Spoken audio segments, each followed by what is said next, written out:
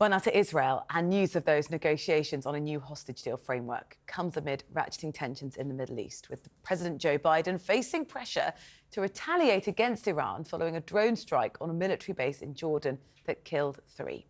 Joining us now for more is military analyst Sean Bell. Hi there, Sean. Morning, Nick. Does this sound like progress to you? Well, call me a little bit of a cynic. This is no coincidence that this conversation around the potential for 2-month pause, potential for releasing 100 hostages, etc., all happens when President Biden is facing a very, very difficult decision.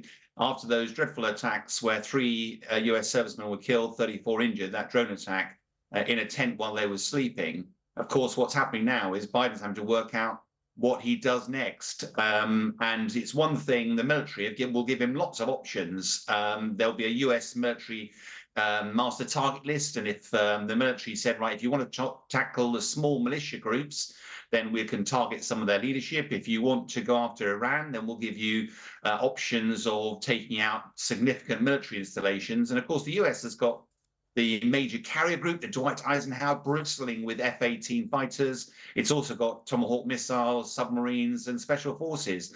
But of course, ultimately, that's military options. It's the political masters that have to make the decisions. Up till very recently, there's been no appetite for escalation. But as we saw the last couple of days, some of the US senators have been calling for a devastating retaliation. So President Biden's in a difficult position. Trying to weigh up all of those factors. You know, he'll want to take a strong but simultaneously cautious response. What do you think is going to be playing most heavily on his mind in deciding what action to pursue? One of the difficulties here, Rosie, is that we tend to only look at that particular situation. But the danger is that's a symptom of a much wider problem. To try and make it in the limited time available, you know, the Hamas are in a fight with the Israeli Defense Forces, which they will ultimately lose. Now, Iran backs Hamas, it backs Hezbollah, and it backs the Houthis. So what Iran wants to do is to escalate this whole situation, put pressure on the US by getting the Houthis attacking people in the Red Sea and getting these small militia groups to attack US servicemen in the effort to try to get America to put pressure onto Israel to bring the war to an end. So Biden's choice at the moment is really difficult. If he does escalate by taking punitive action against Iran, he actually makes a bad situation worse. And what he really needs to be doing to bring this to a halt is not to veto UN Security Council resolutions, put pressure on Israel to bring the war to an end. And I think what we're seeing with this discussion around the potential for some sort of operational pause, peace plan is all an effort to give a US option so he doesn't have to escalate. Then he can actually deal with the root cause of this, which is bringing the war in Gaza to an end.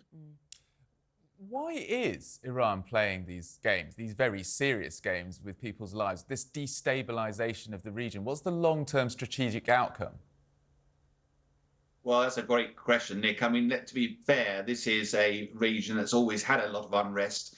If you look at, particularly focused around the Israel situation, the day after Israel was formed, back in the 1940s, you know, the Arab world turned upon it. But since that time, gradually, Israel's neighbors like Jordan, like Egypt, and up to the north, have gradually accommodated the idea of Israel existing, and Saudi Arabia was on the cusp of doing the same. None of that plays well into Iran, that sees itself increasingly isolated in the Arab world and therefore causing mischief, which it has been doing for many years. That's why it's trying to stop it doesn't support Israel, it does support Hamas, it does support the sort of more hardline Arab world, and therefore this whole situation suits their agenda. One challenge, Sean. Netanyahu was interviewed exclusively on TalkTV yesterday, and when asked about what course of action he wanted to pursue, Netanyahu made it clear that even if he was without his allies, and we assume from that he was talking about the United States, he would pursue this action and this military action independently.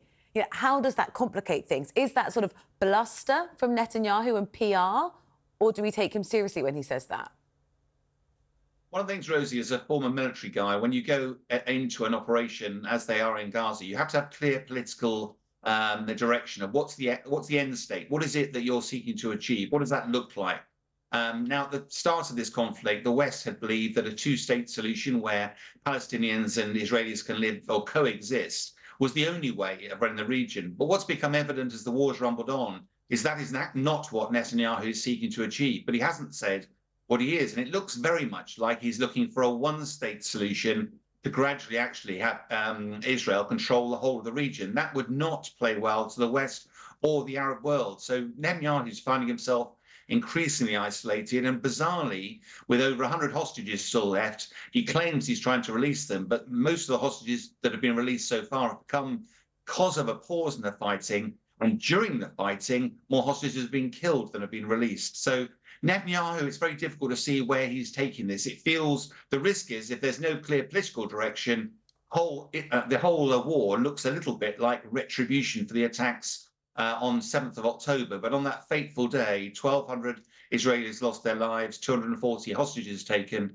Since that time, the devastation in Gaza, over 26,000 Palestinians killed, over 60,000 injured, 2/3 of those allegedly children, and the devastation wreaked on Gaza itself. It's very difficult to see where this all ends, and Netanyahu, he has the power to stop it. So bringing that back to this breaking news about the deal that's been put on the table to Hamas, I suppose we shouldn't be surprised that Hamas is not interested in temporary ceasefires because it wants to see the end to this war before it starts accepting anything that the Americans and the Israelis are going to put on the table for it.